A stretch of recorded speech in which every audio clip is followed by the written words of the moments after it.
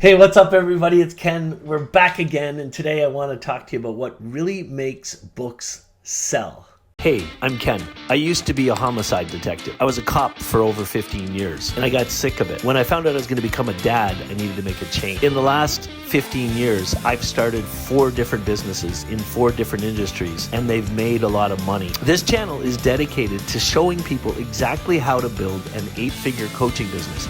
Every single part of it. I love teaching people how to write books, how to get your books traditionally published, how to turn those books into 7-figure coaching businesses, and you're going to find all that information right here.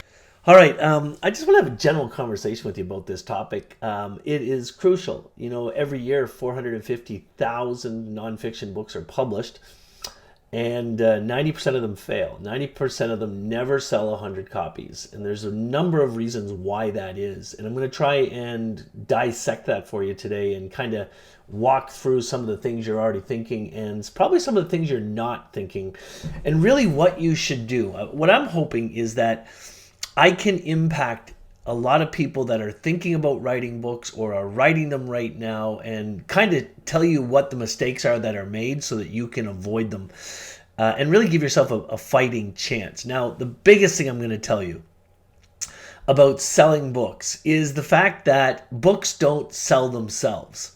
And so if you're writing a nonfiction book and you really want that book to be successful, then I want you to hear this right from a publisher. I am the publisher here at Helping People Press, and I've been helping people publish books for almost 20 years now.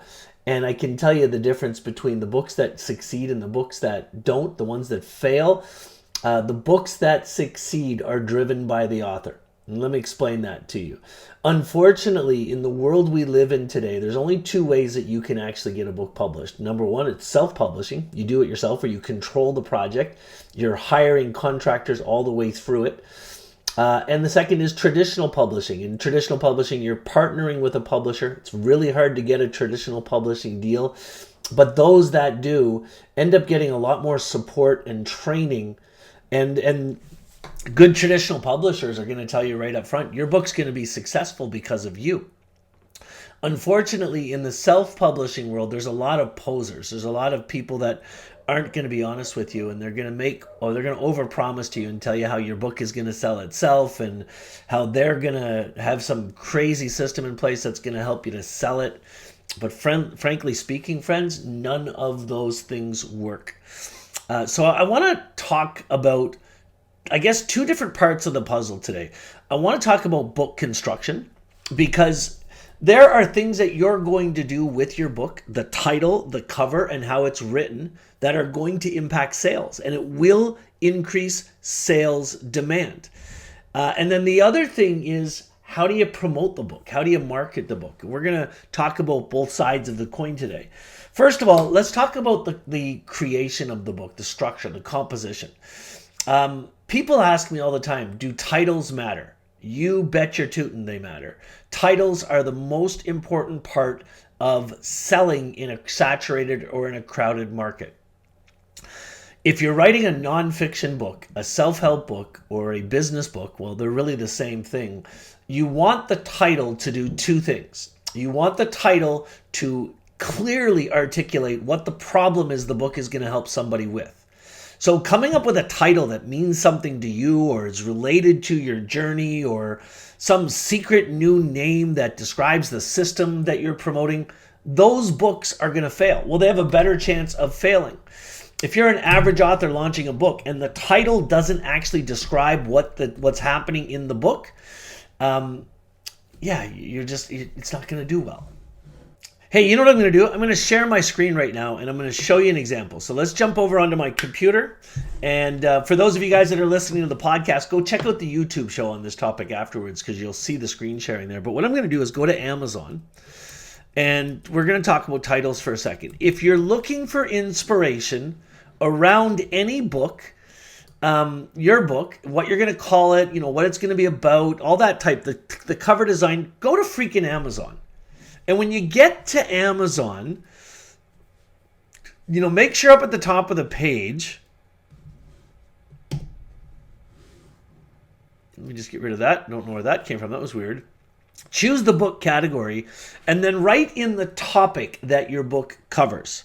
So let me just use online marketing as an example. Let's say I'm writing a book about online marketing. What you want to do when you first search a subject, the books that have the highest ratings and reviews are going to be right at the top. The ones that are the most successful are going to be right at the top. And what I want you to do is start paying close attention to the number of reviews that a book has, and look at the names of the books. So in the marketing category, we got social media marketing workbook, 6 pillars to building a 7-figure online business, social media marketing and online business 2022, digital marketing strategy and integrated approach to online marketing. That's the very first book. So which means it's the most rated in that category that you're looking at. Let's look at a different category now just to spice it up a bit. Let's go to weight loss. So I go for books on weight loss and look at the names. Names that describe what they're doing, right? See, stop sabotaging your weight loss. Mini habits for weight loss. I love that. Mini habits, little habits. 1,300 reviews. Instant loss. Eat real, lose weight. Instant loss. How about that? 5,957 views. You see what they're doing here? So when it comes to the title of your book, look at what titles are ranking the highest. And remember, the problem has to be clearly articulated. And if you can do something like this title did, instant loss, it minimizes the actual challenge, right? So it makes it sound like it's going to be the answer. And it's just, look, here's another one. 1 inch at a time, weight loss journal. So there's a journal, bestseller, it says, according to Amazon, 598 reviews. All right, so while I'm here, the other thing I want to talk to you about is the cover itself. And what you want to do when you're designing a cover, take a look at the best-selling books that are currently out there and look at what they have in common with their covers. So if I'm looking at weight loss books, what I see a lot happening, there's a lot of variation on what you're actually seeing in terms of imagery on the covers, but you're seeing lighter colors, right? That's really important. Big, bold letters, lighter colors. And I like the ones that have a little picture of food on them seem to stand out, but definitely, pictures of skinniness, scales, things like that look really well. But if I was writing a book on weight loss, I would use a title that clearly said weight loss somewhere in it or something like that, something that called out the problem and was a lighter color to it so that the words and everything really stand off as you're doing that stuff. So anyway, there you go. That's the first part of the story. Make sure the title really calls out the problem. That's huge. Don't use a freaking title because it means something to you. Don't use a title because it's got something to do with your story. Secondly, if you're trying to figure out your cover, go look at all the best-selling books that are already out there and model their covers. Go in line with what's already selling and doing really freaking well. You'll do well if you just follow those 2 techniques. Let me talk about writing really quickly. In the notes to this show, you can check out my online book writing workshop that I do. It's a masterclass where I teach people what we learned when we researched 2,000 books. About 10 years ago, we looked at 1,000 New York Times bestselling books, and we looked at 1,000 books that failed, never sold 100 copies. What we noticed was the ones that won, the ones that failed, they were all New York Times bestsellers. They had amazing titles, they had great covers, but most importantly, when we looked through the content, what we found is that the authors of all of the New York Times bestselling books, they wrote books that took people on a journey. It really identified quickly, right in the first chapter, what the problem was that was going to be solved and the system that was going to be used to solve the problem. And then the whole book was structured around the logical steps somebody would take to fix that problem. That's the right way to structure a book.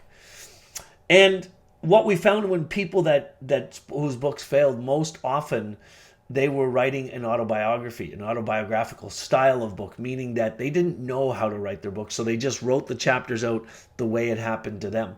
Now, in research we did with authors after the fact, we went back and interviewed a lot of authors, and we found that the people that wrote the bad books, they weren't readers themselves. They didn't know how to actually write a book because they weren't reading a lot of books, so they didn't have a benchmark to go by.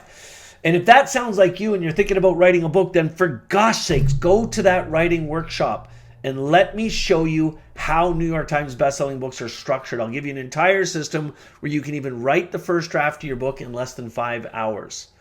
But make sure that book, the chapters of the book are structured. Now, there's going to be some of you watching this video that are listening to the podcast that are like, well, does how the book's structured really matter?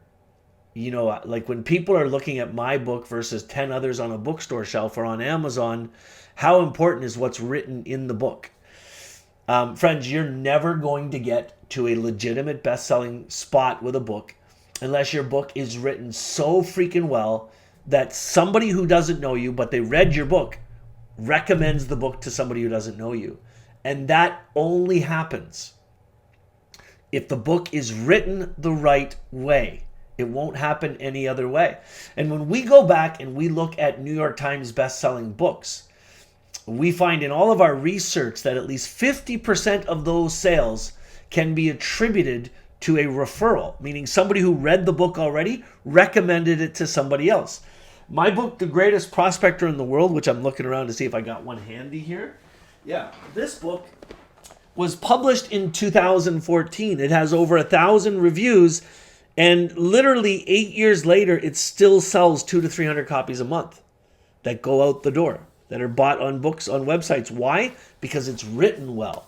That's hugely important. So don't ever forget that. How you write the book freaking matters. All right, so let's talk about the other side of selling the book. What do you got to do to make a book sell? You got to promote it.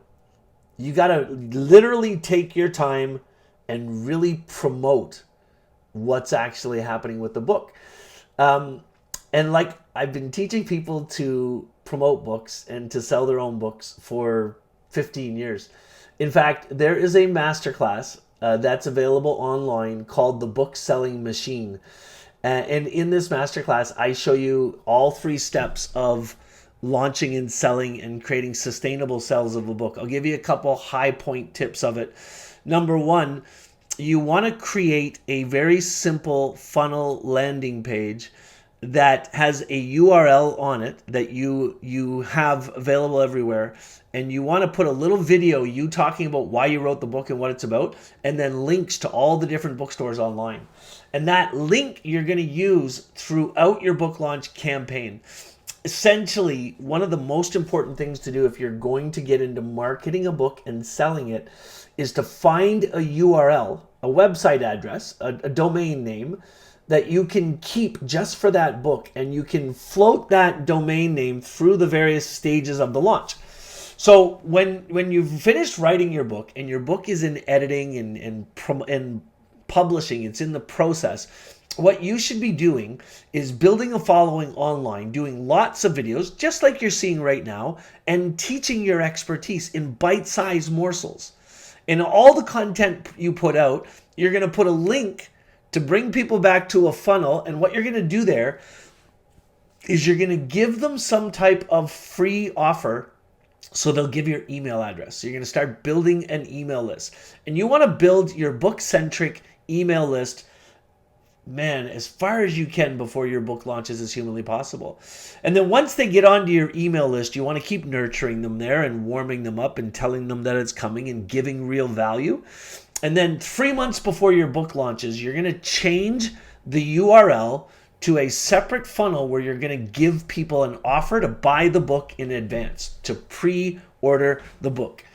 Now, most legitimate publishing companies will get your book into the bookstores ready for pre-order 2 months before the book launch. You want to be ready.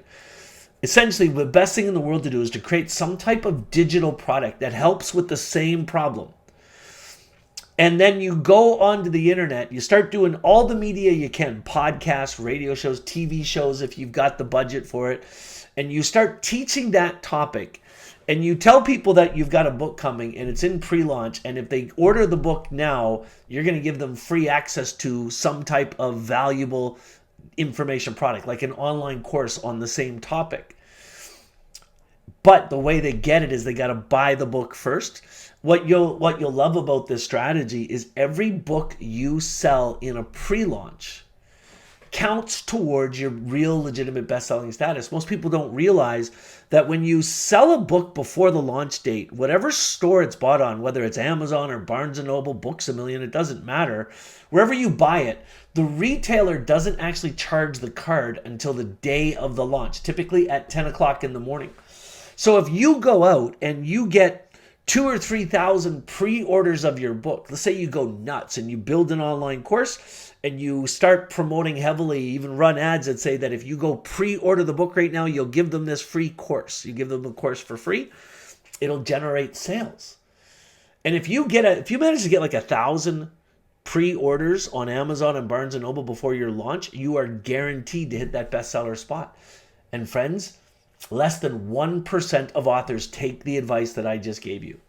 So if you want to become a real best-selling author, start promoting the book with a really good pre-sales campaign before the book launches. Hey, listen, that's enough for today. There's lots more like that. If you want to learn how to really get books selling around the clock, check out that masterclass that's in the notes. It's called Book Selling Machine. Go to booksellingmachine.com. You can check out a detailed training on these strategies. I'll even show you the funnels and how they work. And if you haven't written a book yet and you want to learn how to write a book properly, go to basicsimplesystem.com. Either way, the notes are in the show. I hope you enjoyed this episode. If you did, you know what to do. Smash the subscribe button. Become a subscriber. Turn the notifications on for when the next video comes. And I look forward to helping you avoid writing a bad book. We'll see you soon.